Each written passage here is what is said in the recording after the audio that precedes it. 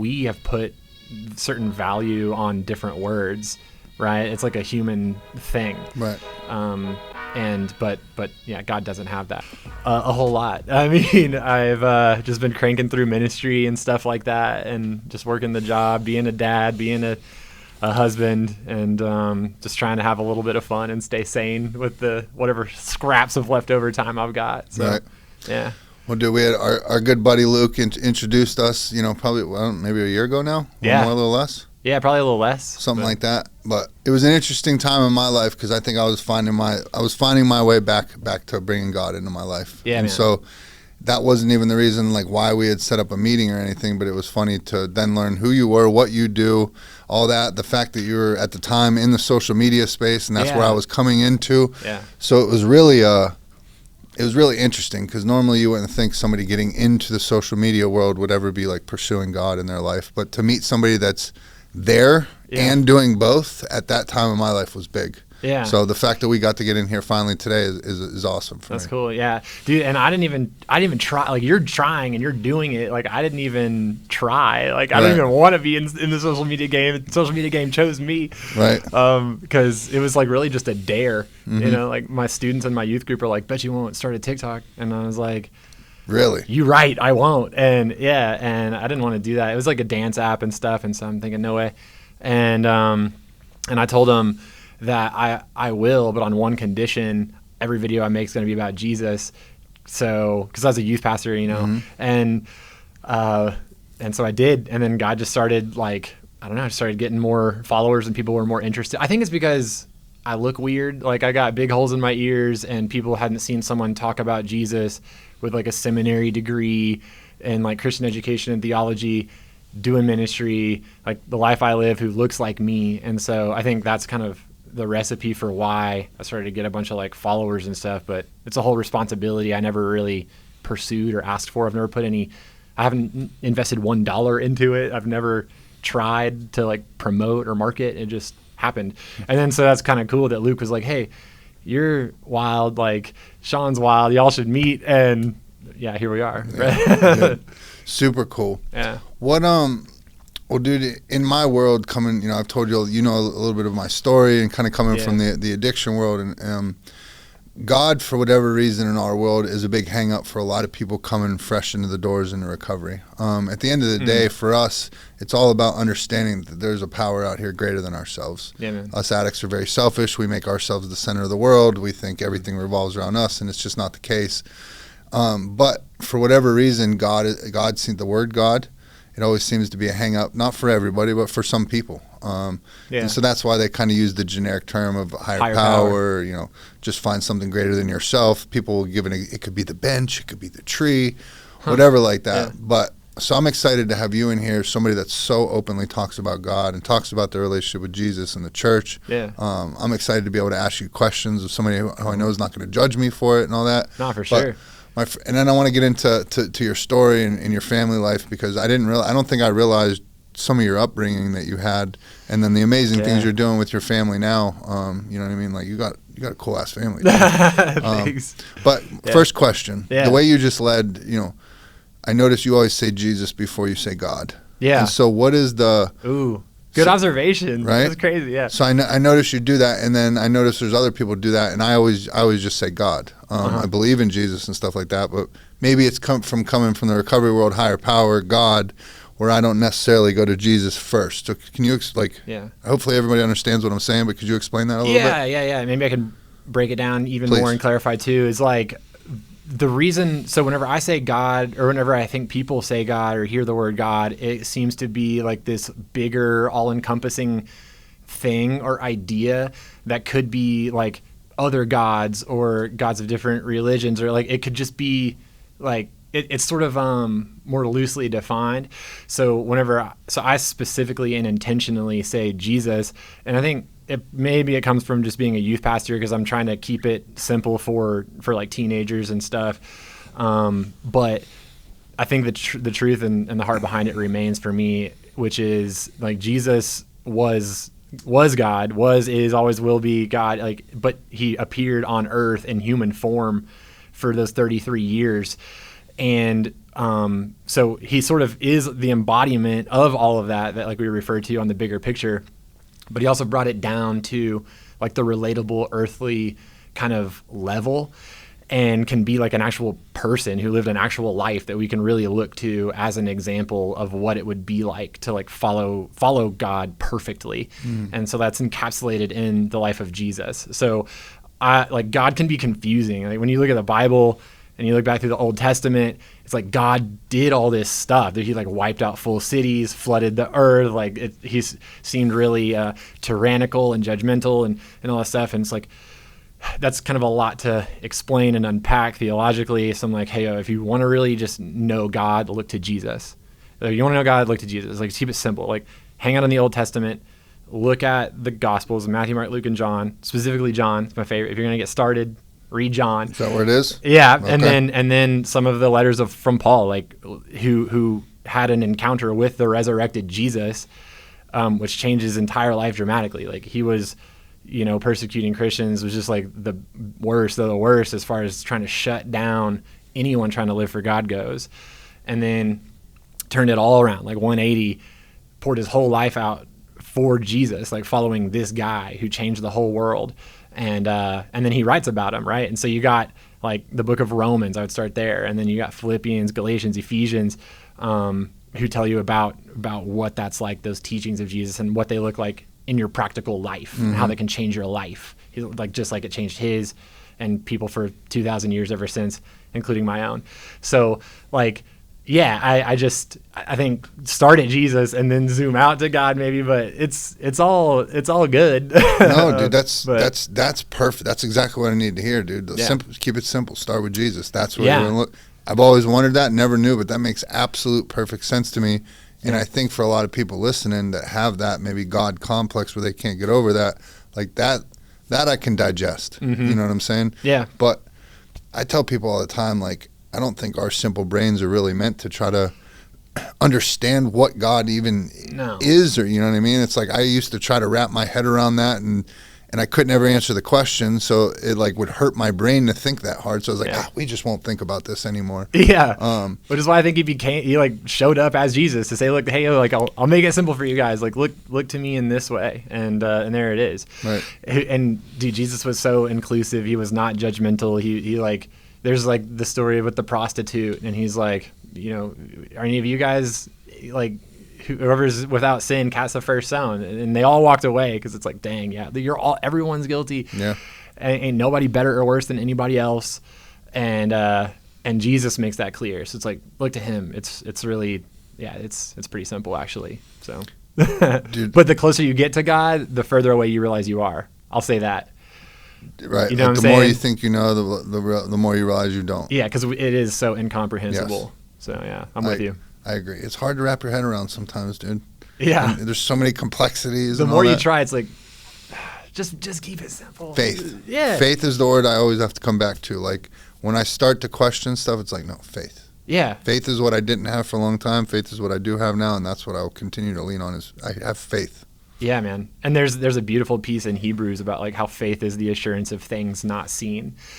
And so you're right on with that. Just keep faith, believing in whatever it is, however it is, as long as it's in something, dude. I mean, that's so meaningful. Like how big of a part of recovery and the 12 steps is the higher power recognition? Like, do you think that it's everything?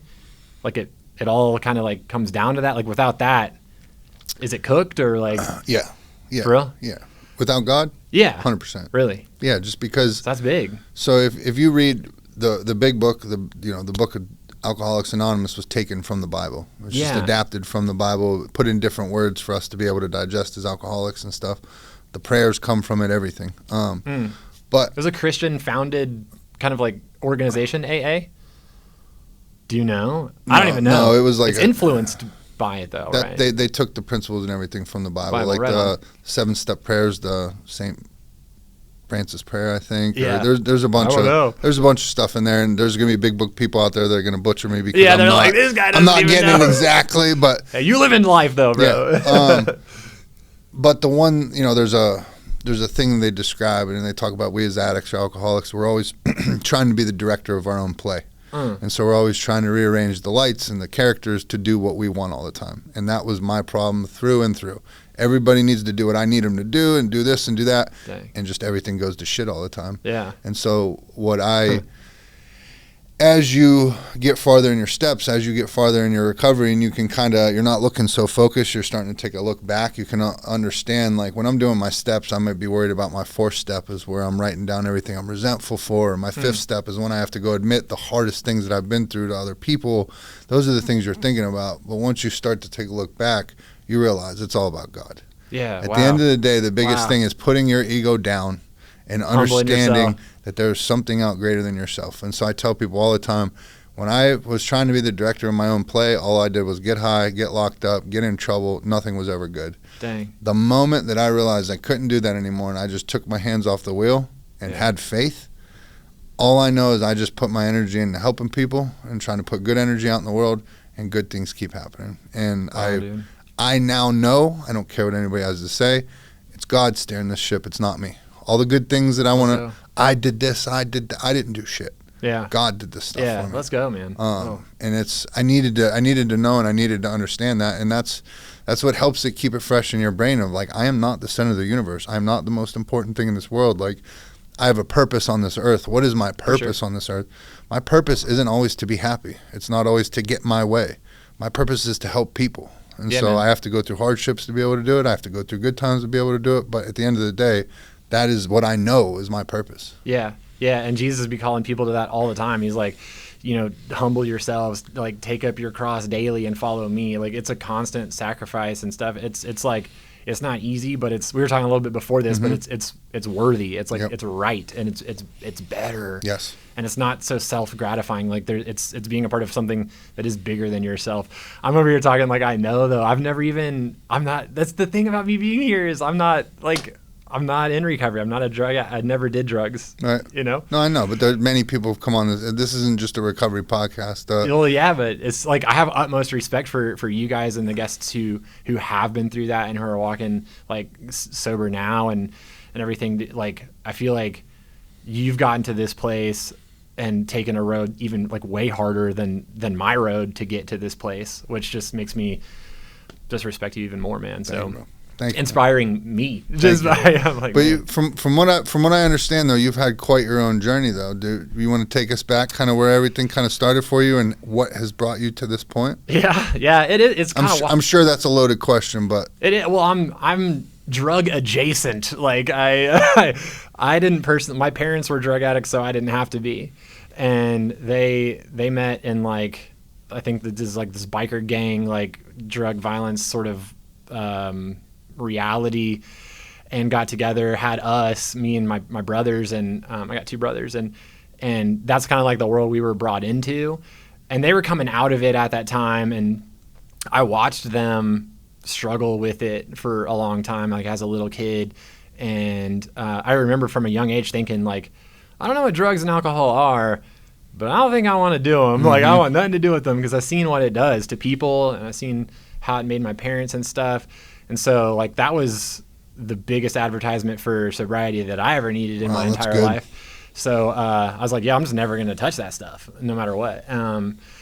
And I watched my parents like to make me like who I am today. Like they are some of my biggest inspiration because watching them, they gave their lives to Jesus. They always brought us to church. Like they never missed. I don't even know why. Sometimes they'd be arguing all the way to church and all the way back and just like cussing each other out. And then they walk. Your parents? My parents, yeah. Even when they were in the biker gang and all that stuff? No, they were out the gangs. Yeah. But they were trying to live a better life. They're trying to get out, trying to take me and my brothers to church and trying to but there was this residuals, like the lifestyle, like has shrapnel and like pieces of it that like pull you in. You got friends and relationships and all this stuff. And so there's like, bits of it that kind of pop up everywhere, and then there's all the emotional damage that like they dealt with for a long time, like just they were just always in counseling whenever I was a kid, and I remember that, and like just always like just struggling. There would be cops come over at the house sometimes for just domestic calls or stuff, and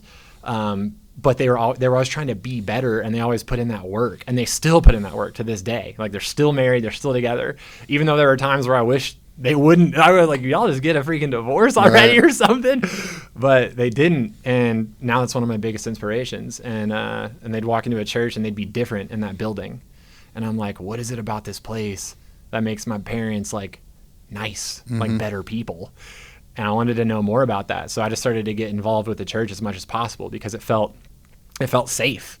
And the people there loved me and they were nice to me and my parents were nice. And it was just like, I love this place. And so I know they're all worshiping God and telling me about this Jesus. So I was like, I guess I love him too. Right. And it was pretty innocent at first. And so, I gave my life to the Lord and I was like 7 years old, got baptized and just jumped into all the youth group stuff. And probably, through high school and middle school, just dealt with a lot of identity issues and stuff. And there was the people at the church who helped me through all that hard time, times of like self-harm and just like, I don't know, man, just feeling really down on myself. And I did actually end up like, messing, like just trying to drink just to get drunk and just to see what it's like or whatever.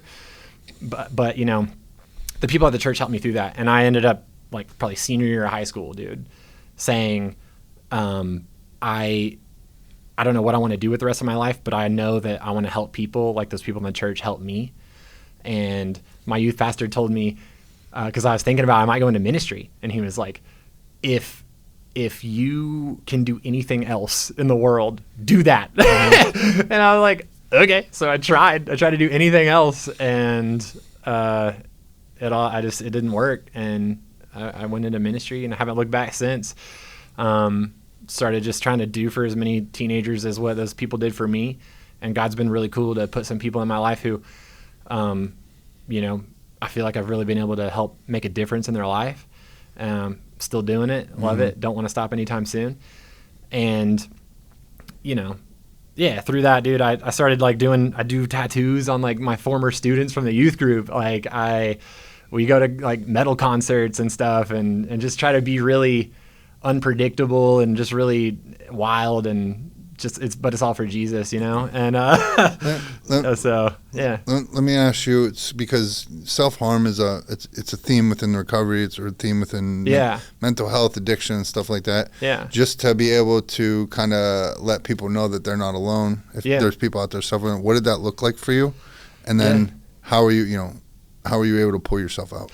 Yeah, it was I started burning myself. I just would heat up hot metal and like burn myself, and I felt like a loser. Like I felt like that, probably like I didn't have the approval or the acceptance of, ooh, this is gonna be deep, but like maybe I felt like I didn't have the approval or acceptance of my earthly father, and I didn't really have the feeling, or like it hadn't really sunk in that I have it from a heavenly father. And I was trying to earn that from him. Like I wanted him to be proud of me. I wanted him to love me. And he always has. He's always been there for me, always done everything for me. But for some reason I felt like I just was never good enough. And not just for him, but for anyone. Like I would try hard in school and I wouldn't get as good of grades. Or like I would try out for the team. I didn't make the team. Like I'm 6'6", dude. Why am I not on the basketball team? Right. I freaking sucked, bro. Like I'm not good at it. And so I just constantly felt like no matter how hard I try, I'm not as good as other people at things. And I just felt like crap about myself. So I would heat up metal till it was like red hot and I'd burn my legs. But I would intentionally create like scars or brands on myself that were like good. Like I burned a cross, I burned a 777, I burned a star. Like I would burn stuff in me to like remind myself that like you are good. Like there is a God who loves you, you freaking idiot. Like you're, and I don't know, dude. I was journaling a lot at the time, and I could go back even now and just look at those entries and just remember the pain of like the inadequacy and the feeling like I almost deserve to feel pain. And once I feel it, I've like punished myself enough and I can be released from those feelings and I'm good now. Mm-hmm. And like, it felt good, like weirdly. Right.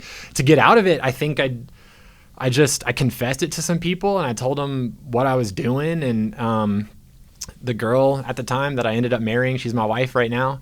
I told her about it and once. Really? Yeah. She was one of the people? Yeah, and she was like, I mean, I don't know exactly the words she said, but she was like, you can't be doing this.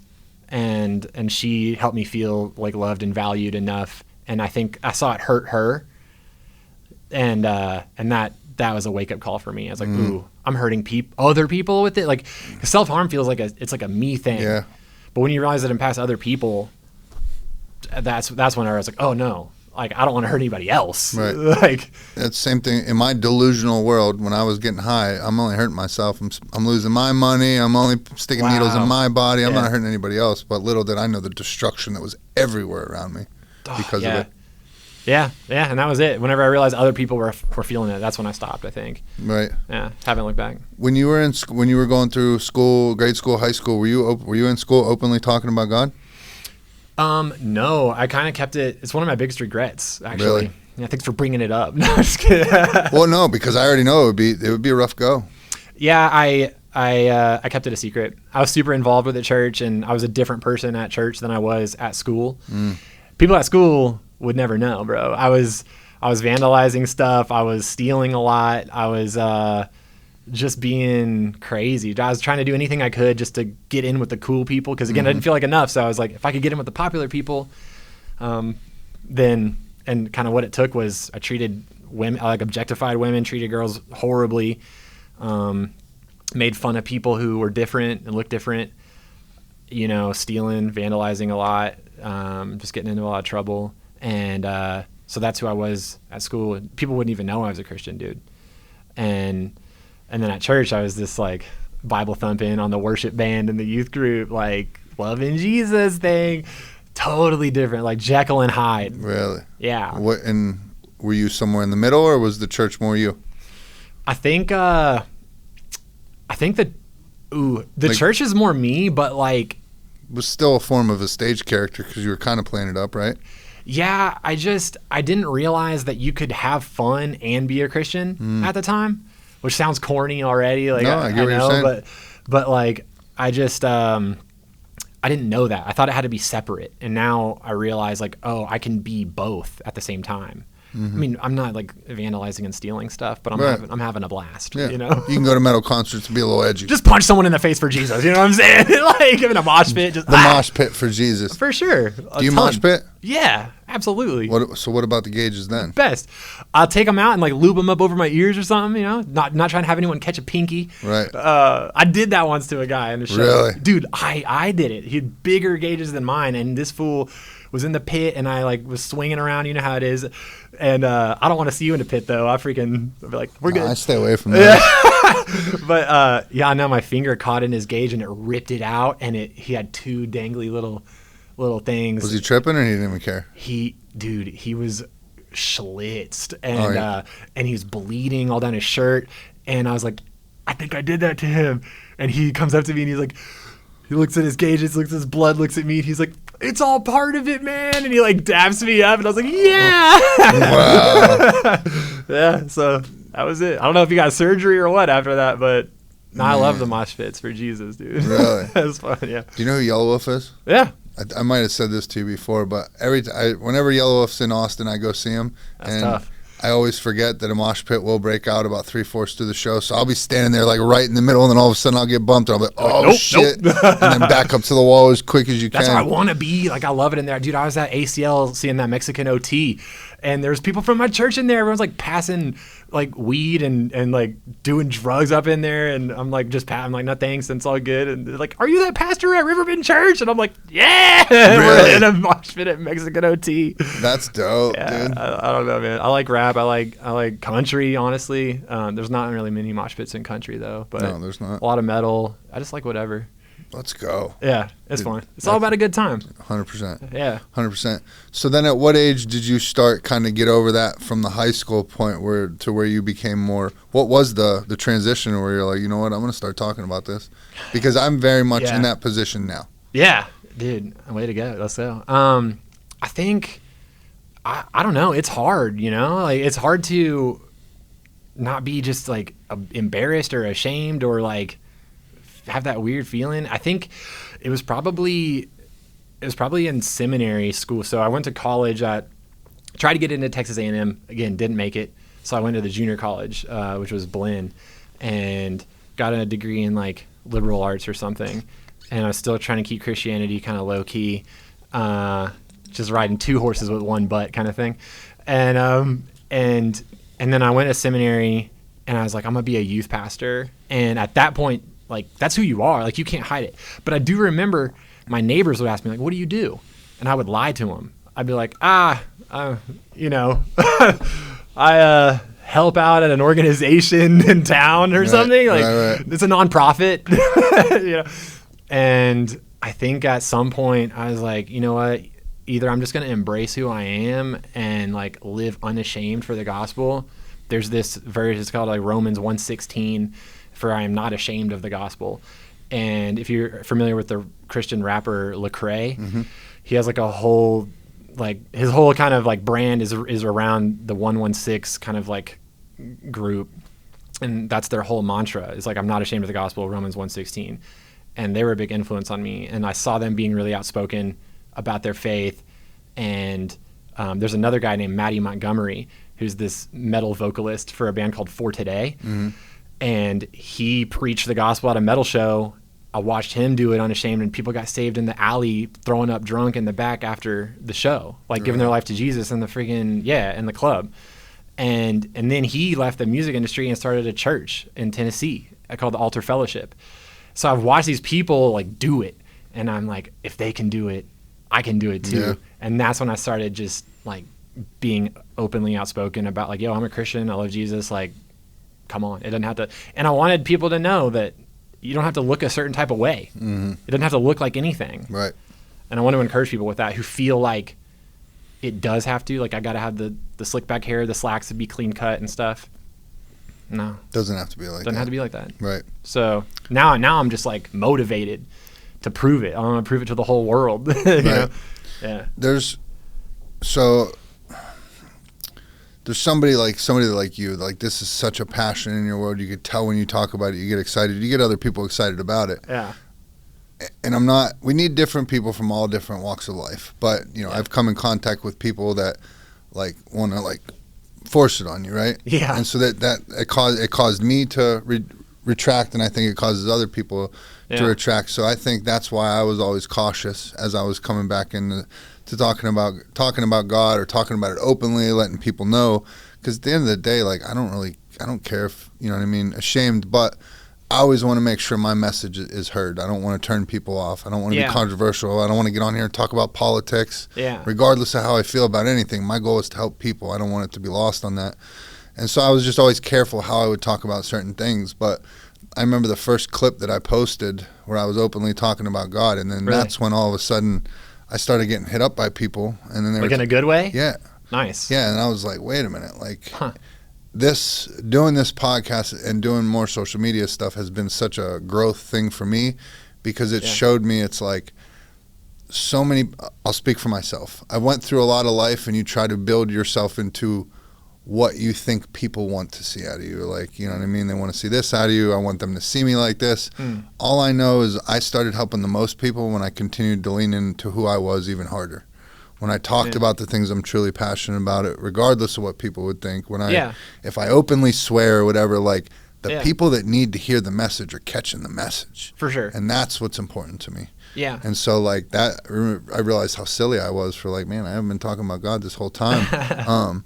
Well, people like it when people are passionate about something. Like, it's nice to see someone who loves something and doing it well and speaking about it positively. Like that's always nice. Right. Like, I'll listen to someone talk about something I'm not even interested in, but if like you love it, well, shoot, like I'm interested. That's cool. Right. Yeah. So you're a youth pastor at a church, right? Yeah. Do you peel? Now these are just going to be silly questions, but these are questions that I think when I was coming up or getting back in with God, like these would be questions I would think, but no one asked because I don't want to sound dumb. All right. Here's the time. Can I have a relationship with God and not go to church? Yes. Easy. Can you elaborate on that a little bit? Oh yeah. In fact, well, the church is just it's four walls of like brick and mortar that some dude built. Like, it's not, there's nothing sacred or special, holy about that like the geographical location of a church. Like you can pray, you can worship God in everything. Like throughout your entire day. Like everything, like my car ride here, it was worship for me. Like I'm recognizing that God's a part of my everyday life. Like I've got a relationship with him. I'm learning about him. I'm reading his word. I'm praying to him. I'm worshiping him.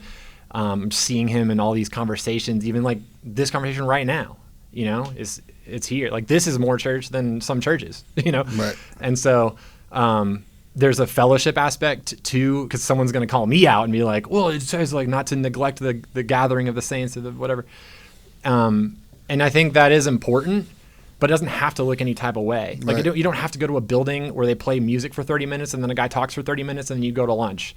Like if that's church, then Right. like there's a difference between that going to church and having a relationship with God. I'd rather you have a relationship with God than go to church. I'd Right. rather you go be the church.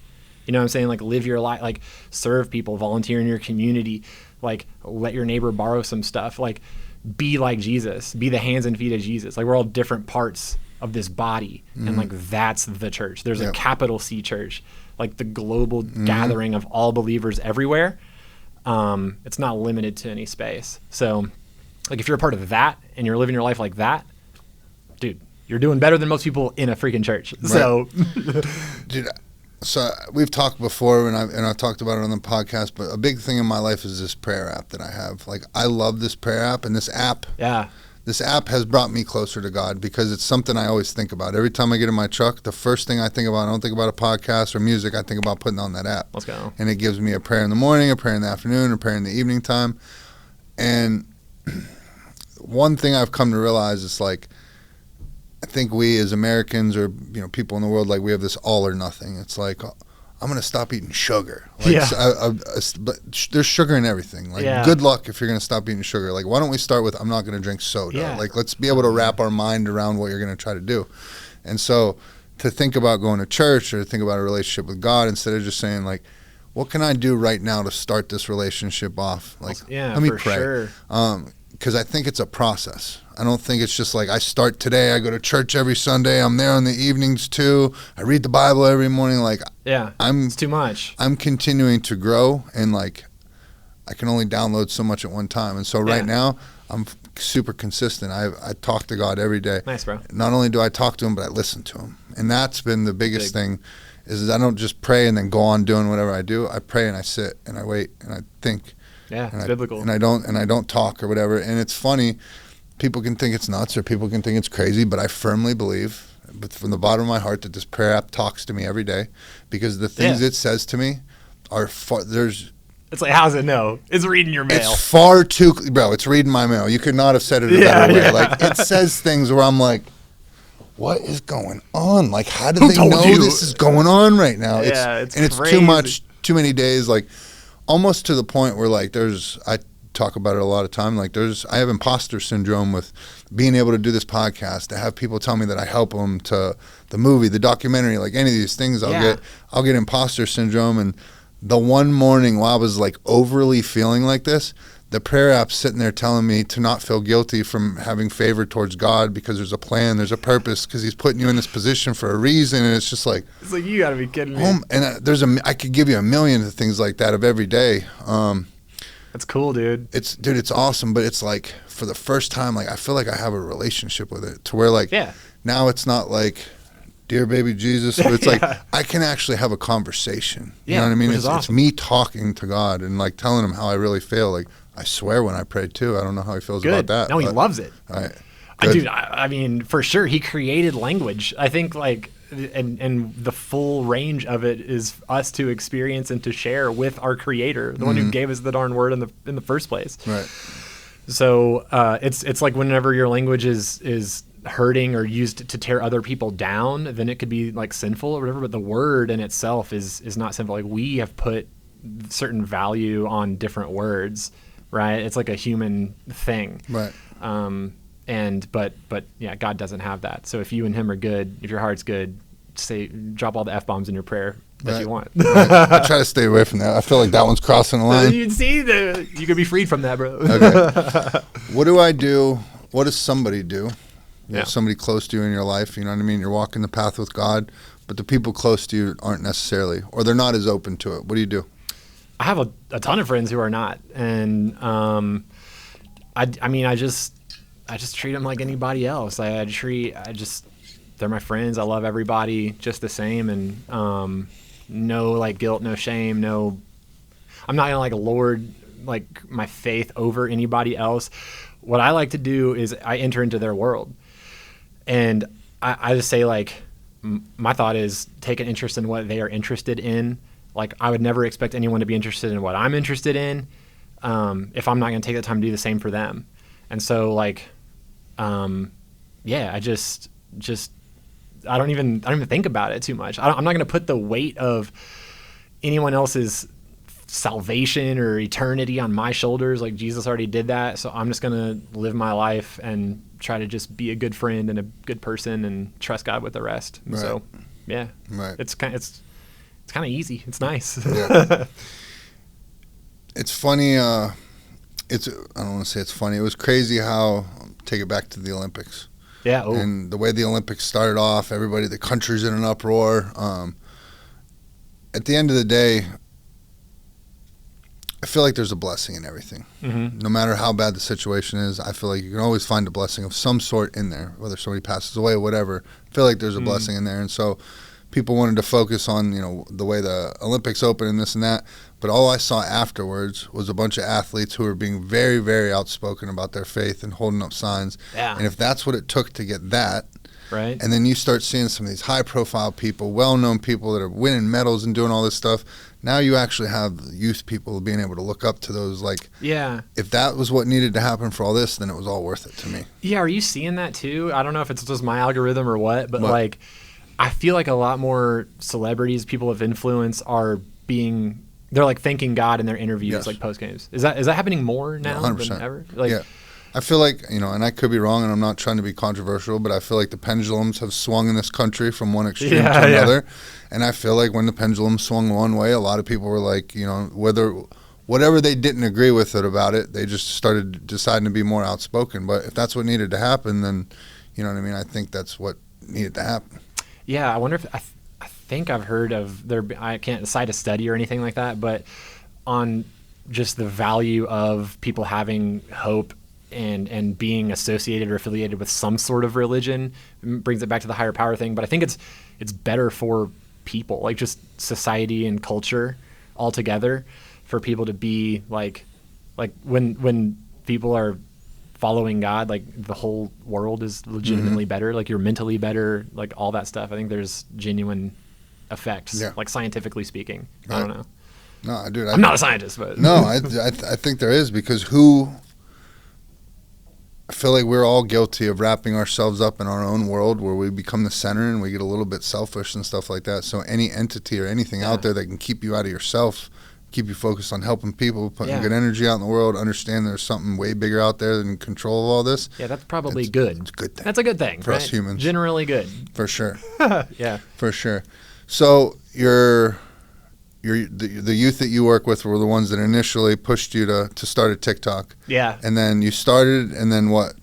Yeah. Quarantine, or how did all of a sudden just boom? Yeah, it was probably like after COVID, coming out of that or whatever. And I've always made videos. I've always just been kind of silly. So I just took that and started I'm like, hey, how can I just be silly, be weird, and like talk about, and like use that as kind of the hook and talk about Jesus. And yeah, man, it started like, I remember when I hit 40,000 followers, and I thought that was so cool because of all the 40 significance in the Bible. There's like, I mean, there's just a ton. Look it up. But then I was like, but surely like there's no shot it goes beyond this or anything. And then like a snowball, a video hit like millions of views or something, and then you get like thousands of followers a day. And I'm like, what the heck? I was just sticking like a sausage through my earlobe and being like, God loves you or whatever. And then, it happens again and again, just in waves. And then the bigger it gets, the bigger it gets. Right. And so now I'm sitting at like over 200,000 followers on TikTok, which is so weird. It's such a weird stewardship thing, but it's been so cool because I'll run into people who recognize me or something like, your videos have impacted, like you were talking about the imposter syndrome, man. Oh my gosh. As like an insecure, like kid with like low self-esteem. Yep.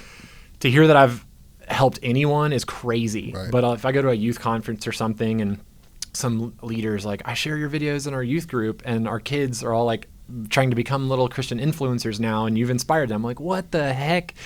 Or people in my DMs, which are way more than I can ever respond to, but I'll scroll them and see them. It's like, I'm getting baptized this week at my church. You know, I'm in Maryland or whatever, Oregon, California, Florida, and people are just writing all the time, like because I felt inspired or I felt, you know, influenced and encouraged by some of your videos, and now because of that, I'm getting involved in my church. Or like I've had people tell me like they're having a kid that they were like had miscarriages after miscarriages, and I also foster an adoptive parent, and so I'll talk about that sometimes. And people will just share stuff or ask for prayer. Like, I'm really going through this. Can I get prayer? Like, oh, God healed me. There's a miracle here. And I'm like, dude, it's been the coolest thing. Right. You know? So it's like, the more you do it, the more just awesome stories you get to see about how God's using that thing. Yeah. And then it's like, I can't not do this now. It's like it's a beautiful responsibility. Right. Dude, I used to sit there and tell everybody, I'll never be the guy where I'm doing this and I'm talking to my phone. I'll never do the influencer thing or whatever. But once you start realizing the degree at which you can help people, at the rate you can help people, the amount of people you can help. Yeah. It's like I could sit here and talk one-on-one with somebody, which I'll still do. I'll still go and talk to a room full of people. Yeah. But when you realize there's thousands of people, I mean, in your kid, 200,000 of people looking for that and that you can impact, it's like, whew. You got to do it, and right? Then they share it, and then it's helping all those people. It's just like, how could you not? Yeah. If you have this ability, if you have this gift, if you've been blessed to be able to put in the position to do that, and you're not doing it, you're selling yourself pretty short. Do you ever think about what that many people really looks like? Like if you get a video with like 250,000 views or something, like what does 250,000 people look like? That's huge. Like could you imagine standing up and physically speaking into a room of 250,000 people? Like that would be insane. But you get the opportunity to do it, like you were talking about, just by like turning your selfie camera on and putting it on the internet. Those are real people with like lives and families and stories. And we live in a crazy time. I think about it all the time. I'm just like, it's so nuts. And I feel like social media has kind of ruined us as far as numbers go, because we put so much value on this total number of things. Like I can remember the first time one of the first podcasts we did got 100 views. Yeah, when it's 100 people. Like 100 people tuned into this podcast now. Before I ever did a podcast, if I clicked on a video and it had 100 views, I'd probably click right off of it because I'm like, it's already got 100 views. But I'm like, but when I did, I'm like, there was 100 people that took time out of their day today to click on my podcast and check out some of it. Like, that's 100 people. That's a lot of people. Yeah, if you got a chance to talk to 100 people, you would take that chance. So right. That's huge. I just got booked to go speak at a prison in Ohio. And it's 2,500 people. No way. And I spoke in front of 600. That was probably I think that's about the biggest I've spoken. And 600, that's a lot of people. Yeah, about to go quadruple that. 2,500 in a prison? Like, I'm like, let's go. Like, that's so many people, dude. I'd be so freaking intimidated. I'm so excited. No way, man. I'm so excited. No way. Because dude, you're going to prison. You can let it hang out. There's nothing I'm going to say. You know what I mean? Like, that's true. You can. These are my people. No, I'd get freaking booed off that thing. There's no way. No, bro, they'd eat it up. Like that's the one thing in there is everybody's trying to hear the word in there. Really? Yeah.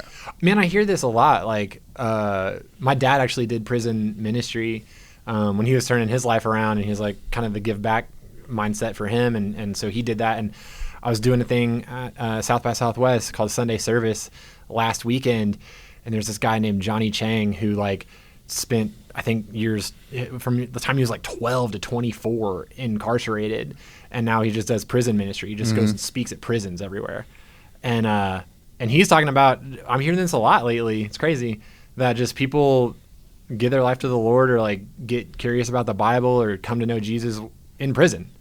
Like, why is that? You're just looking because you're at rock bottom, or like what? I mean, I'm ignorant. So. This is a loaded thing. Number one, there's not much to do in there. Yeah. Number two, it's nothing but time to contemplate and stuff like that. And so it's genuine. You read a couple James Patterson's books, and all you know is there's a bunch of Bibles laying around. So you start flipping it, and you know what I mean. It's the one time in your life you're gonna get. You ain't going nowhere. You might as well sit down and read this. But does it also like look good though? You know.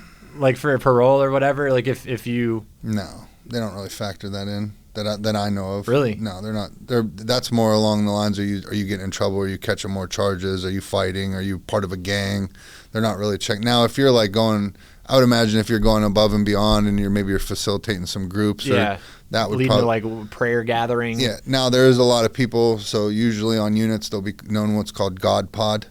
God Pod. Yeah, if you go to God Pod, that's usually a pod of all guys that are trying to stay out the way. They're not trying to get in fights. They're not trying to get in trouble. They want to be about the Bible. Yeah. You'll get a lot of guys that are afraid of being in prison that will go to God Pod because they know they're not going to get messed with. And no one messes with those guys? Like they respect them? No, because they're not trying to hurt, like do anything, but the thing about prison is, number one, they prey on the weak, but if you stay out of the way and you're respectful, it's not like the movies. That's all I know are the movies. So no, if you're in there now, so you'll have older guys in there like that are like seasoned convicts and stuff like that. Yeah. They've done time before. Anybody that's done time knows, like, we want as little waves as possible because that's when the guards leave you alone. That's when you could be in there getting tattoos. That's when they'll leave the TV on. As soon as stuff starts getting crazy, that's when everything gets shut down. You get your privileges taken away and all that. Usually it's the young guys coming in there trying to make a name for themselves. They want to know they're tough, this and that. You'll get the old school guys that are really tough, but they know the game, so they're just kind of staying out the way. Now, as long as you don't disrespect them, you're good. Now, not always, but it's just on how you carry yourself. Yeah. And then, dude, how do you even know how to carry yourself? I'd probably like offend somebody without even knowing, and just end up being, I don't know, man. Everybody wants to be a gangster until you get in there around. I don't want to be a gangster until you get in there around some real gangsters. You know what I mean? Then people tighten up pretty quick. But yeah, I mean, I didn't really have. I stayed out of the way. I flew solo. I didn't get clicked up with anybody. I was just there to do my time. I sat at a table. It was Mexican, black, white. We all kind of clicked up together. But there's other places. That sounds like my family. there's other places you go where you're only sitting with the white guys. You're only sitting with the black guys. You're only sitting with the Mexican guys. There's just like a whole politics system in there. That's crazy. I don't know. There are people in there who absolutely get saved, but it's like anything else. I think for anybody, I won't say anybody, but for a lot of people that are going to prison, there's tremendous amounts of trauma. There's tremendous amounts of mental health issues, substance abuse issues. These need to be addressed. You can accept God into your life and all that stuff, but we need to do some work over here. And so a lot of times people will get very religious in prison, and as soon as they get back on the street, it's like, they forget about it real quick. I'll be quite honest, I was not picking up the Bible nearly as much when I got out of prison as when I was in. But like, that's where I first read Purpose Driven Life. Yeah. And that's where, like, that book, I'd read it before. When I read it in prison, it had a little bit new meaning. But a huge moment for me in my life was understanding that, like, as a young kid, I ascended pretty quickly. You know what I mean? Was pretty good in sports. Went to a good school. Was good at basketball. We won state championship. Huh? You freaking jerk. I mean, I'm just kidding. I got by on athletic ability and not hard work. Once it got to the hard work part, I didn't realize you needed to do this, and so that's when it petered off. But where was I going with this?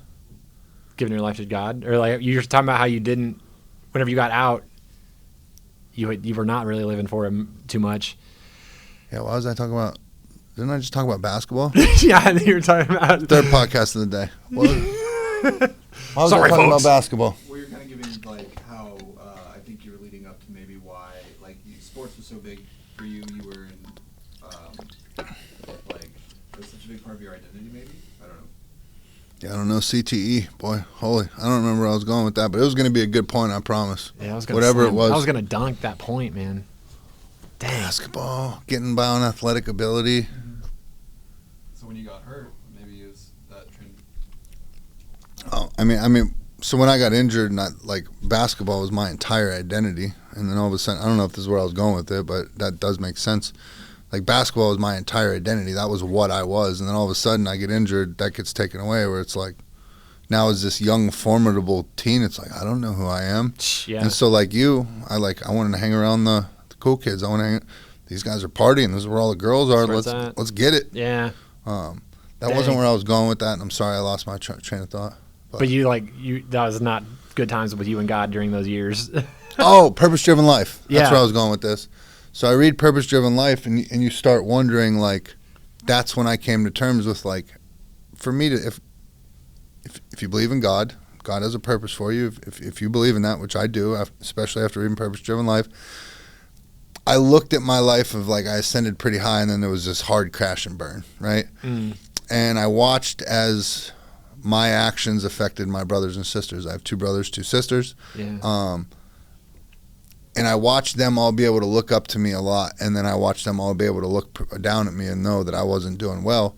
And so when I was sitting there reading that book in prison, I sat there and thought, like, if I'm delusional enough to think that God's purpose for me on this earth is just to be all sunshine and rainbows and all good all day, like, that's not real. That's not practical. Yeah. It sounds great, but that's not how it is. And so it's like, all right, why has all this happened? Why am I in prison? I wasn't raised like this. I have a great mother, great father, great stepfather that came into my life. I wasn't raised to be like this, but I'm here. And so it was like, maybe, just maybe, if my purpose on this earth was to ascend high, to be a brother that my brothers and sisters could look up to and go fight in Iraq and do all this stuff and then crash and burn and end up here, if that's enough for them not to make the same choice and go down the same road, and that was my purpose, I'm okay with that. Dang, and I would dude. do it all over again. Dang. Right? Yeah. I mean, who knows what... That's huge, though. Again, like, I don't know what God's purpose... I don't think my simple brain can understand, but if that's the purpose, I'm selfless enough for my family that, yeah, I'll do this all over again. Like, Yeah. now, I think more has been revealed, and I think that was... I now understand I had to go all through that to be who I am sitting here today, and that's the purpose. But at that time, I was okay with that. Wow. That's humongous, man. I mean, I look back on some things in life, and even if they did make me the person I am today, I'd rather have just, like, not gone through them. Yeah. You know, but I like the purpose-driven life, actually, though, and I think it is true, and it is good to just, like, to understand that everything in your past has, like, made you the person that you are today. Like, everything's brought you to this point. Every day is a new opportunity, and, like, yeah, how are you going to use it? Yeah. Try to make it better than yesterday. You Right. know what I mean? So I ended up... did I ever tell you about how I ended up in Scientology rehab? no, I don't think so. No? So at one point, I accidentally ended up in the Scientology rehab, right? Okay. But, like, I can look at that and, like, why did that happen in my life? And now it's this funny story I get to go tell people, and they crack up every time I tell it. But it's like understanding, like, I didn't understand why I was going through it when I was going through it. And that might be a bad example, but understanding sometimes that in retrospect you look back and you're like, okay, that's why I needed to go through that. Because if that didn't happen, this wouldn't have happened, and I wouldn't have been prepared to have this conversation today or anything like that. It's everything. Even That's true. I just was talking with somebody who's going through a tough time in a relationship, and as I was sitting there talking to her, it's like, hey, these are all practice rounds just getting you ready for that one person you're supposed to meet. Every person you dated before is just showing you every single thing you didn't want in a relationship. That's wisdom for sure. To finally understand, like, oh, this is what I needed. This is what I wanted. Yeah, I have conversations like that all the time where, like, I know there's, like, a teenager going through something that I went through. And I think God even puts those people in our lives to where you have, like, a relatable experience in your past that you can help them through in the current one in theirs. So, yeah, in a way, it is sort of worth it, but boo, stuff can just get tough. So, did you have a little band for a family? Yeah, dude. Yeah. If you want to tell it, you want to talk about the family? Love to. They're the best. My wife and I could not have kids in the beginning. She had medical issues where the doctors were like, you know, you're probably not gonna be able to have kids if you want to. It needs to happen now. And we were like 21. And so we started trying. We had a lot of miscarriages, and we were like, man, I don't think it's gonna work. So we started looking into foster care and adoption. You can foster kids in Texas. We went to a couple of conferences and discovered the need that's there. There's a call one night we got, there's like 21 kids in the city of Austin who need a home tonight. Otherwise they're just going to sleep on the floor at CPS. So we're like, oh my God. And these kids are all born on drugs. They're all removed from their families, or they're from abuse or violence or whatever. So we're like, okay. Knowing this now, because I was really ignorant to the issue. I didn't even really know it existed. It's like, you don't see it, it doesn't exist. Yeah. But once we were aware of it, we were like, all right, we got to foster and adopt kids. Like, that's it. That's our path. but then, she got pregnant one time and the pregnancy stuck and we had our first son. So we kind of put the foster adoption thing on pause for a minute and had our first son. And I didn't really even I was young. I was still trying to chill, and I kind of, I don't know. I almost resented having him, a baby, a kid. It just felt like my life was taken away from me.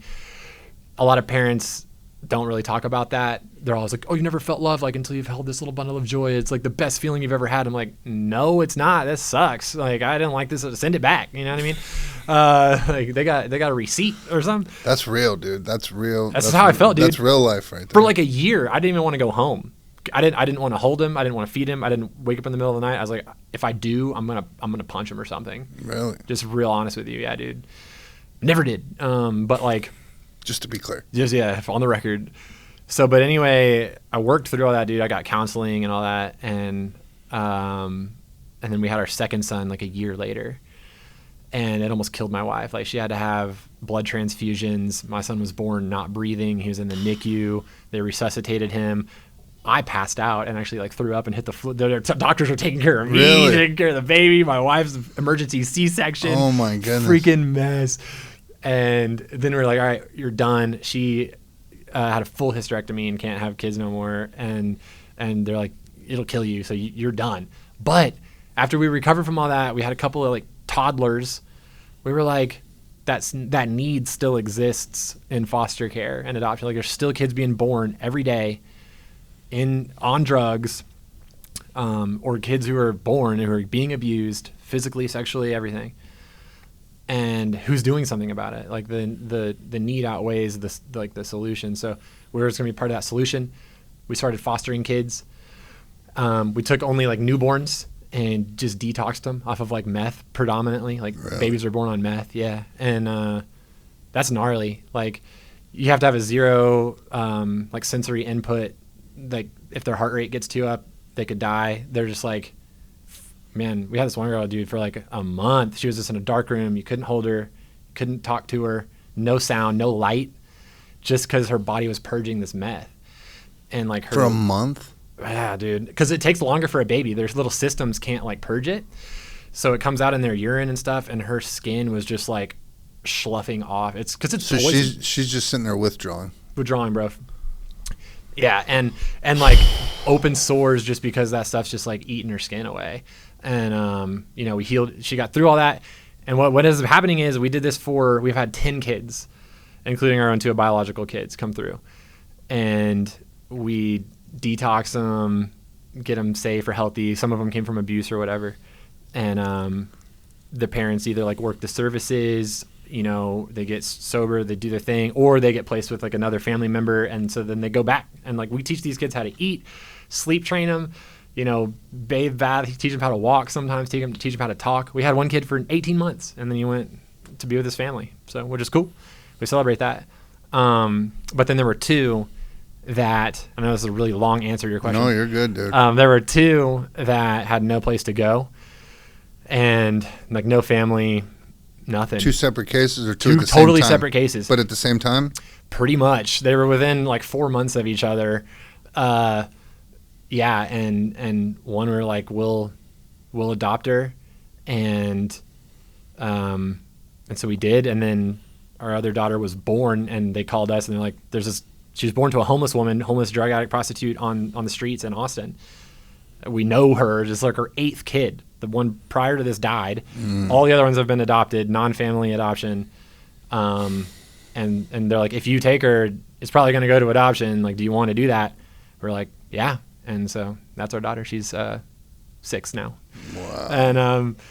And yeah, dude, we got to give her it's so cool. So we have 2 biological white boys. You met one today. He's got the mullet. Mm-hmm.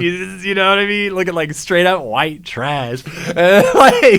And then he'll wear a Harley Davidson shirt to school. Really? This kid, yeah, he's insane. And then my other son, who also obviously very white like me. And then our next daughter is Mexican. Her dad's from Mexico, and then our youngest one is black. And so we got the gamut in You my do? house. Yeah. A band was the best best word I could come up with. Just It's a 'cause band. People from all different walks of life. Yeah, it's cool. And so the 10, 9, 6, and 6 are their ages. The girls are 4 months apart. But yeah, it's a lot, dude. And they, unfortunately, because of the way that they were born, and other stuff, even in our bloodline, like genetically, autoimmune diseases and stuff, all 4 of them have special needs of some kind. Really? Yeah. Type 1 diabetes, celiac disease. Our youngest one has a neurological like disorder. She's about like a third of her age. So she's 6, but she's pretty much like a 2-year-old. She's in all the special ed and stuff. And then our other daughter is just like on meds for other mental health issues, and, you know, just squirrely little sucker. Has a lot of night terrors. She was abused and it's tough, bro. Yeah. So when I say we got 4, but it's more like 6, Right. it's like that. Yeah. For sure. Dude, I got a puppy, and it's giving me a run for my money. So We got a dog and a cat too, Dude. man. Like, what are we doing to ourselves? It sucks. special place in heaven for you. I don't know, man. It feels like a special place in hell right now I sometimes. can imagine. But it's good. I love it, and it's so fun. It's one of those things I wouldn't trade it for the world, because like I love being a dad and having kids now. But like it's just crazy how God like took that sort of bitter, angry like heart toward kids and just Soft. broke it. Yeah, for children. And now I'm like, give me all the babies. Like, I just want to help everyone, man. Right. Like, they need it. They're so precious. So You know the comedian Tom Segura? yeah, I always go back to I don't know if he was talking about it on his podcast or it was a bit, but he's talking about his transition from before he was a father to being a father, and he was talking about being on a plane, and he'd always, you hear a baby crying and you're like, because, you know, now admittedly you hear a baby crying, you're like, yo, shut that thing up. What are you doing? Gosh, yeah. But he said as soon as he transitioned and became a father, instantly you think about the parent. You're like, oh, that poor parent. Yeah. Oh, that poor parent, because you know what they're going through. Yeah. And then I feel so insensitive and like a dick of like, yeah, of course the mother and father don't want this kid screaming Yeah, they're on this doing tiny everything little and plane they right feel so bad. They're like 140 people on this flight. Everybody's looking at me. They're shaking and stuff. Now that gave me a different perspective, but man. Yeah, that's very true. Isn't there, and I'm not trying to ask anything too sensitive, but I'm just coming from an uneducated standpoint. Yeah. With those babies that are going through the withdrawals from Yeah. drugs and stuff like that, isn't that a huge thing is having human touch your first like time? Like you need that hugs and love, because there's problems that if they don't have that, they have problems from that. For sure. But that's like something that just has to be. But you're going to have problems or you want to die. It's like, man, you know what I mean? And that was like one like really extreme case. Most of them, they're like hold that baby, you know what I mean, as much as possible. There was one, and I think the mom had like a heart defect. The mom ended up dying actually, to where that like if her heart rate got up, there was a lot going on medically with her too, on top of the drugs. But yeah, they all have issues, dude. People don't know, but like when you do drugs when you're pregnant, like that baby, just because they're not born doesn't mean they're not like a person yet. Like hot take, but like the stuff the trauma that they experience even in the womb it can affect them for the rest of their life.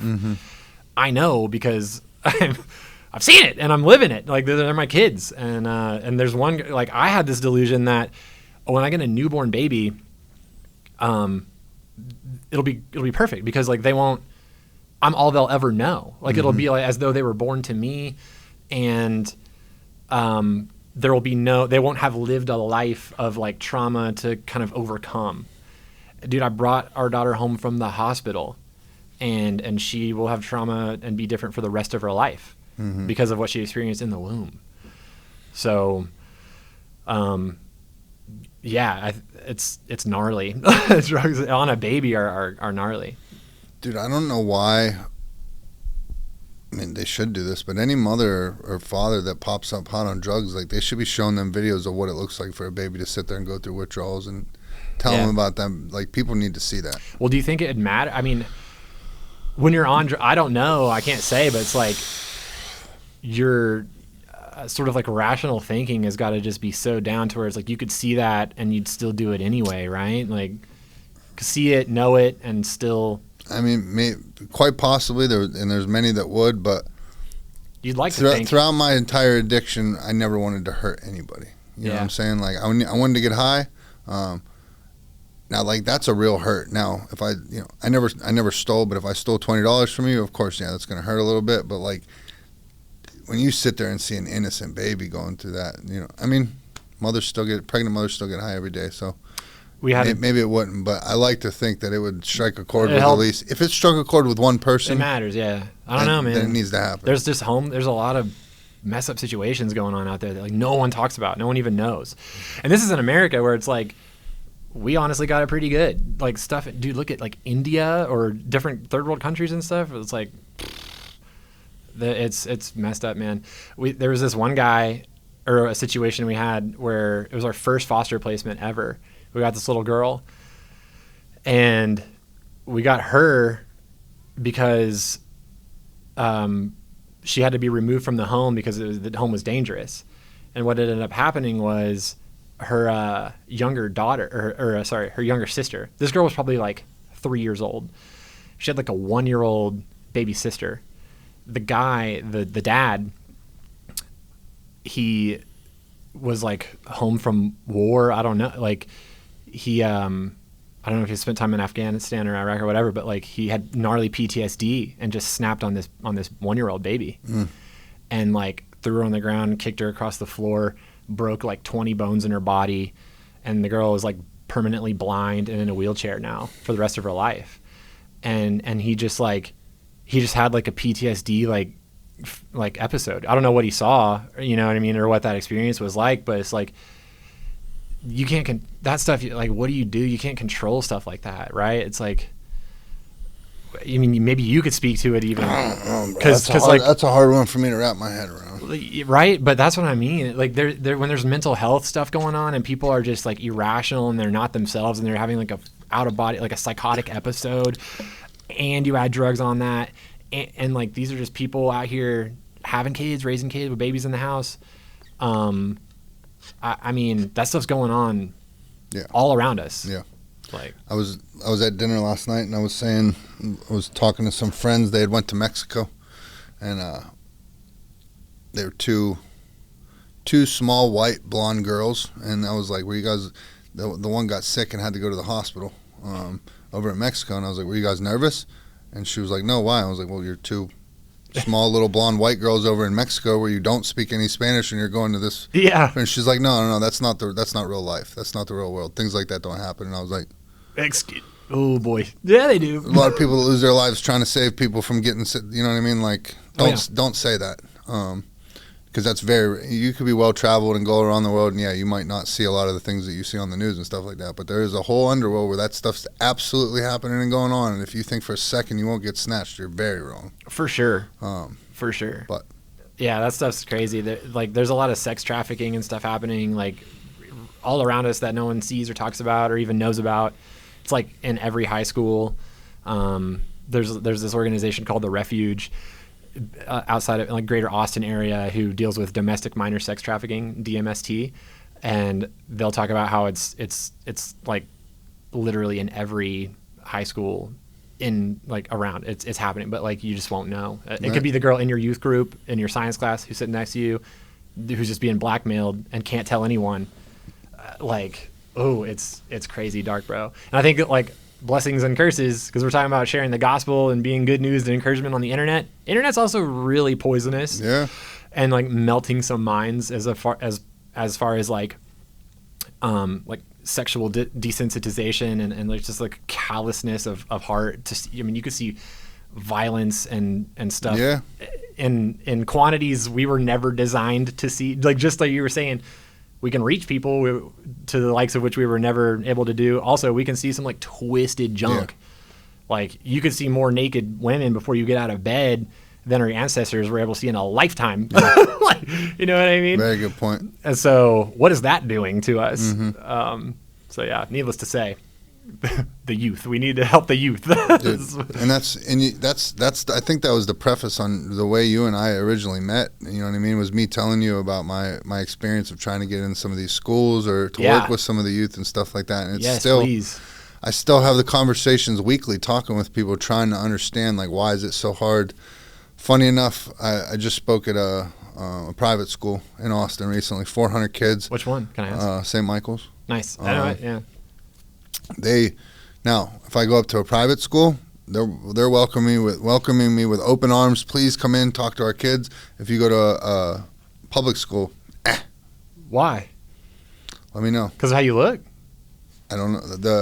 The only explanation so originally I started off on this kind of little mission where every week the state every week I continue to see these kids dying from fentanyl. And so my question is, what are we doing? Yeah. Because I know when I was a kid, I don't know when you were a kid, but there was the DARE program. So I remember DARE. There has to be some form of that going on. What are we currently doing? I was just curious. And so I started going to these schools, sitting down with them, talking, asking. The best answer I got from all the schools I went to, and it's a horrible answer, but they told me they show the student council a 10-minute PowerPoint on the dangers of drugs and alcohol. And I told them, man, with all due respect, if you would come into my class and show me that video, I would have put my head down and went to sleep. That's not what I want to hear from a teacher. I'm not going to listen, and I guarantee none of them are either. Yeah. Unless people are just different nowadays. No one's listening to a PowerPoint and changing their life, I guarantee. Right. And I was like, I'm just willing to bet with someone like myself with lived experience can come in here and grab their attention in a little bit different manner. Not even to mention, we're not talking about like the movie or come in and show them the trailer. Like, you don't think that's going to get their attention? But it was like very like, I'm kind of sitting on my high horse. We don't need you. We got this. So the only thing I can come up with is they either feel like bringing someone like me will then bring attention that there's problems at the school, but it's you either do this or they continue to end up on the news and dying. And so it's like, I didn't realize, though, I've been banging my head against trying to get into these public schools. But if you step to a private school, they're like, "Oh yeah, where you been? Come on, get in here. Oh, we'll pay you too." Like, because they can do what they want. They're not like regulated by the state with all this red tape and stuff, probably as much. Oh, that's unfortunate. But it's odd. And then the other thing is I spoke at one school and I showed up there, and this was a public school. I thought I was going to speak at a public school. I showed up there. It's a big one in Austin, and here they were bringing me to their kind of like their diversion program. It was 200 kids. And so this high school has a licensed chemical dependency counselor on staff, which isn't usually a thing. When you have an LCDC on staff, like, you got problems. And so I asked them, and I was like, "Ma'am," she brought me over to the alternative school. I was like, "Oh, I thought we were going to be in the main school." She's like, No. These are the kids that need it. And I was like, well, all due respect again. Just to let you know, I was a hardcore heroin addict. I didn't go to a school like this. I went to the school just like that over there. And so it's like getting people to understand. They don't.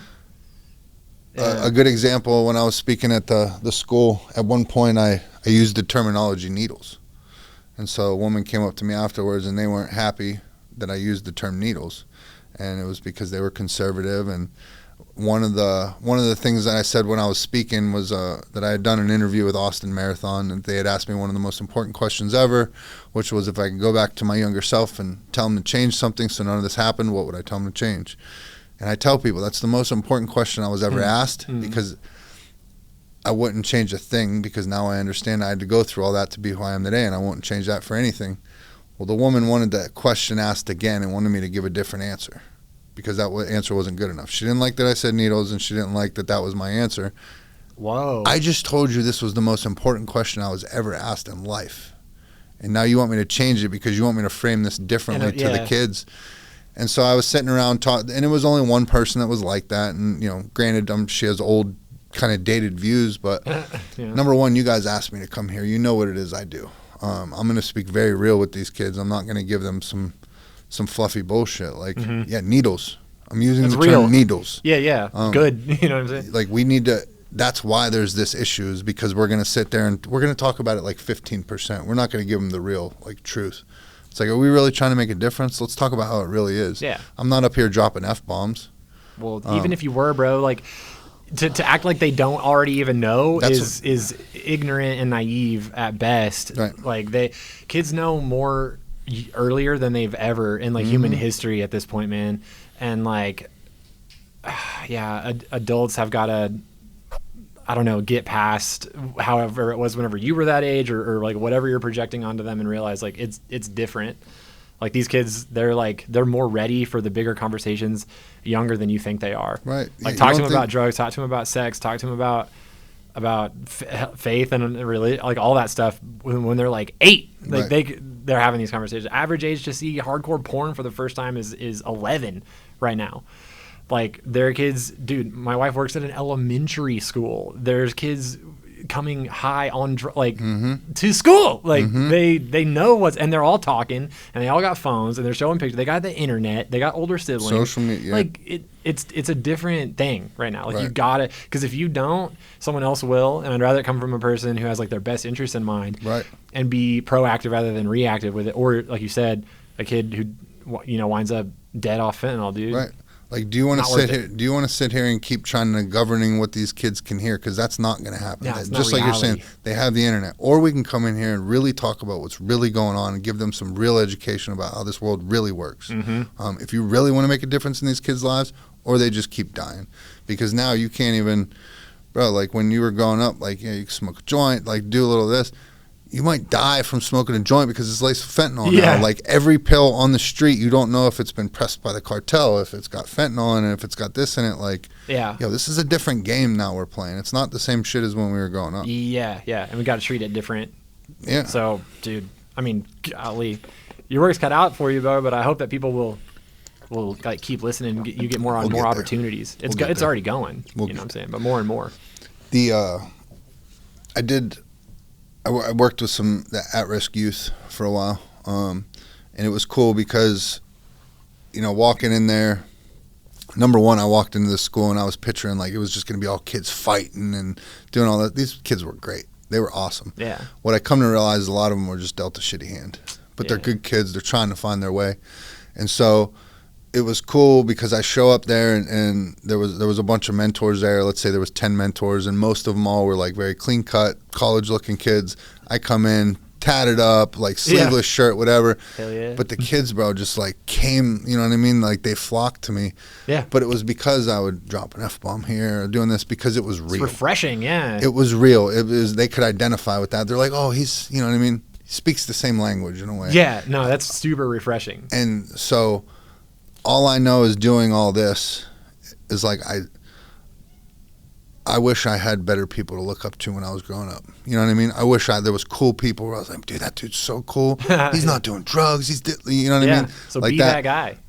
Much like you, much like you're doing, giving people, these kids, somebody to actually look up to that speaks to them real, talks to them like an adult. You know what I mean? Like, those are the people that are really going to matter, not the people that are trying to hide the world and mask the truth from these kids. Yeah, I think those come from good intentions because, like I don't want to take a kid's, like, innocence away by like exposing them to info too early or whatever. I think like I'm giving them the benefit of the doubt right now in a lot of grace, maybe not though.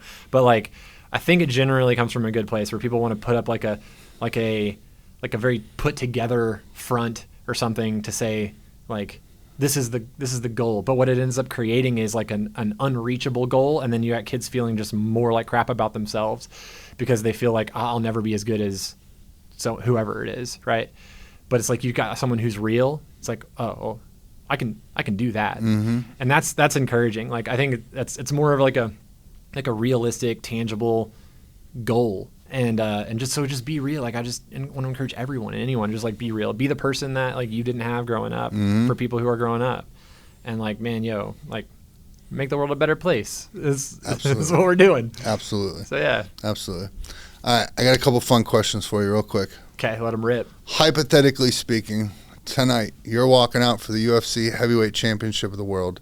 What's your walkout song? Oh God, it's probably like "I'm from Texas" by Big X the Plug. Okay. That's a good one. I like it.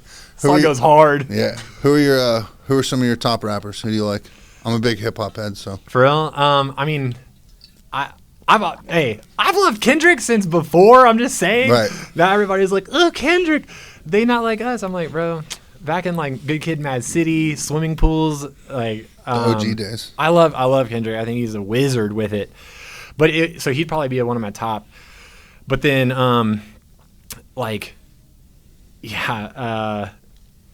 I really mess with like A$AP Rocky, Schoolboy Q, Danny Brown.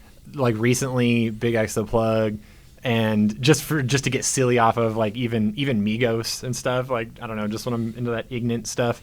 But yeah, so it's just that ratchet, silly, like just stuff. But yeah, I don't know. That's the one thing that's never changed for me. A lot of people when they get sober, they start changing the music they listen to. I still listen to like straight gutter rap. Yeah, like I want to hear grimy like street. Let it go. Yeah, that's what gets me going for sure. Yeah.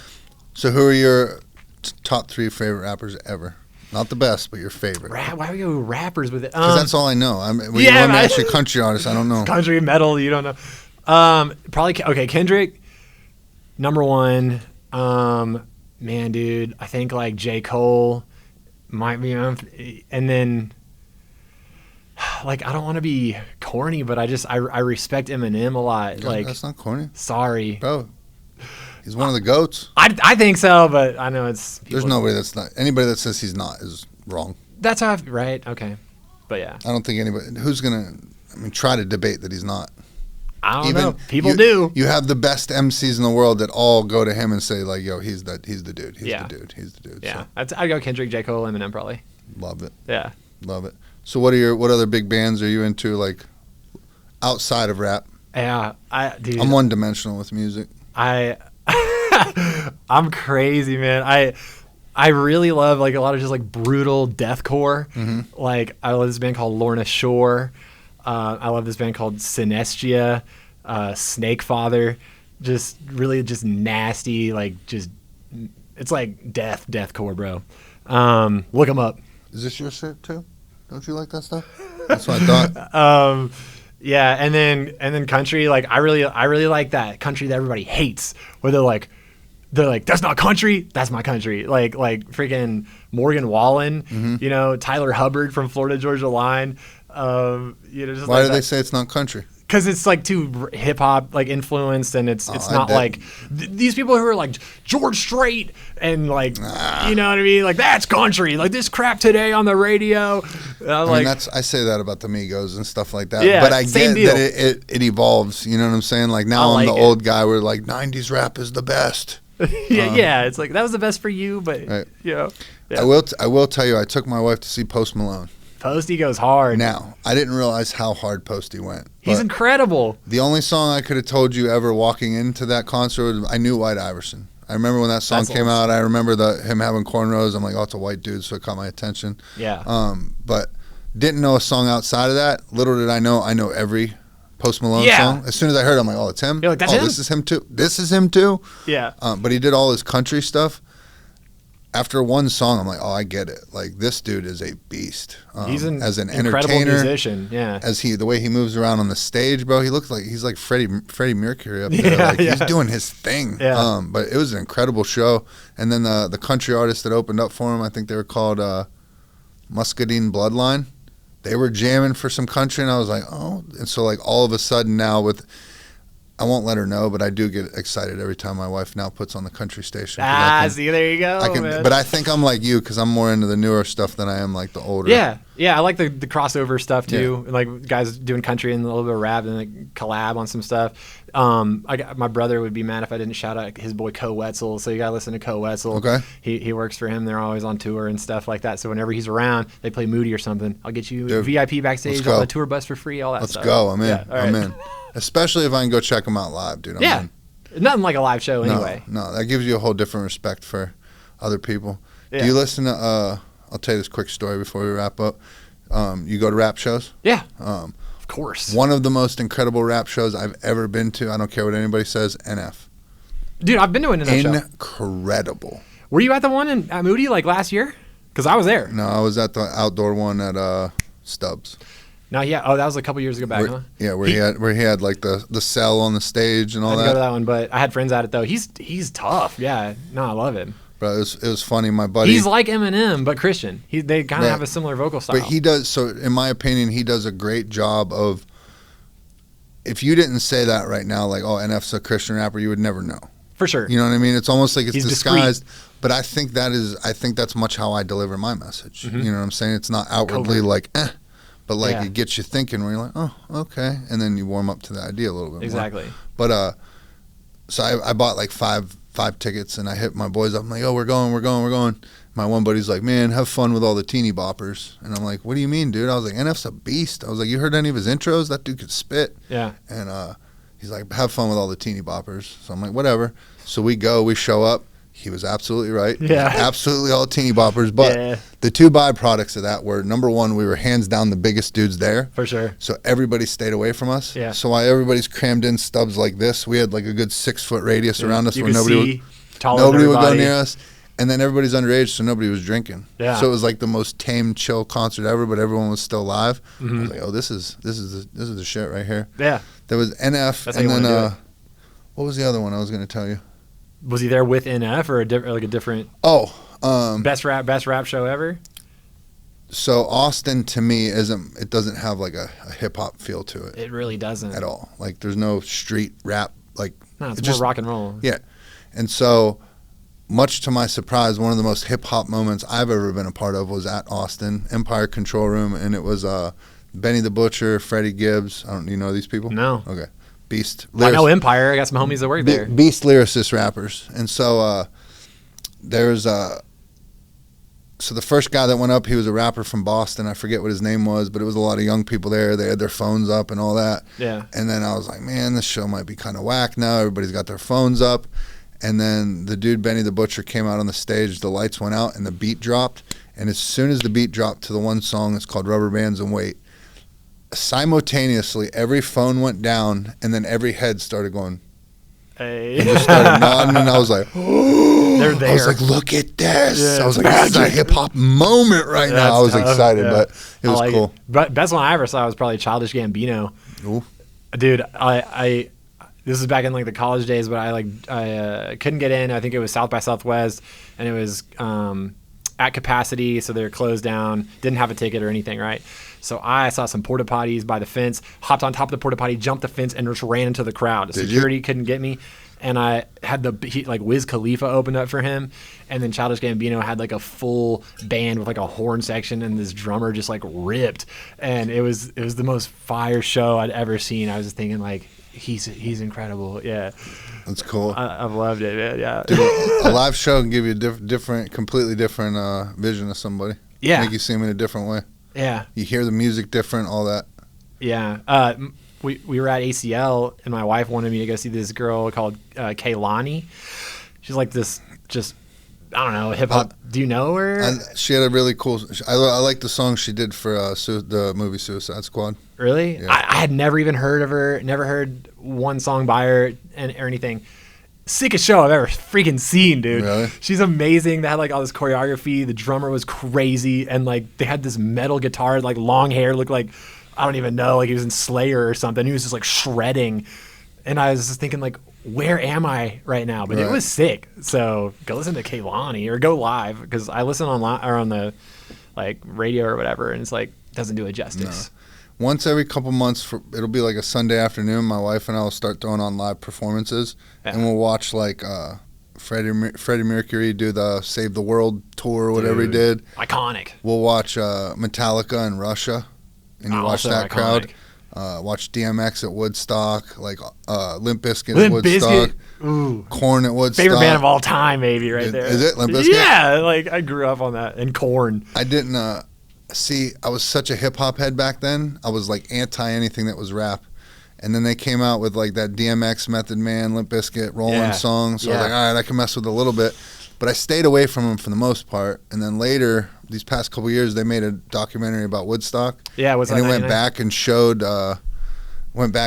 Korn and Limp Bizkit going crazy, and I was like, it made me go back and like re-listen to their whole catalogs, because I was like, yo, Korn was the shit. Yeah, I can't believe I slept on Korn for so long. But and Brian Welch, their bassist, is like a super outspoken like Christian influencer and stuff now. Yeah. Oh really? Yeah. Wow, that's wild. Dude, look at he's awesome. Is he the one that had the long braids going down the side? Yeah, still does. He's got like wicked long, they're like dreadlocks. Yeah, and the chucks, and he plays down low. Yeah. Yeah. Yeah. Look at me remembering all that. Yeah. I can't even remember our conversation, but I can remember that. Because that's imprinted in the core memories. It's like the Korn memories, dude. Right. Well, my brother, I can't thank you enough for taking the time to come down and come sit here and openly talk the way you did, dude. I appreciate it very much. This was an awesome conversation. I can't thank you enough. Thanks, dude. Is there anything you want to plug? Let people know how to get a hold of you if they want to follow you, check you out. I mean, keep it private. I'm just at Reyn Harpole on everything. All right. Yeah, my name is spelled weird, but if you Google me, you'll find me. I'm at Riverbend Church. Come on. Well, you absolutely should, because you're absolutely a good follow. And Thanks, so man. the way we like to wrap up the show, if you'd be so kind, if you'd take a look in your camera, maybe, and just throw out a couple I am statements to let them know who you really are. Oh my gosh. This is the part that I'm nervous about. I don't know who I am, dude. I am Reyn Harpole. I am a silly little goober. I am a lover of God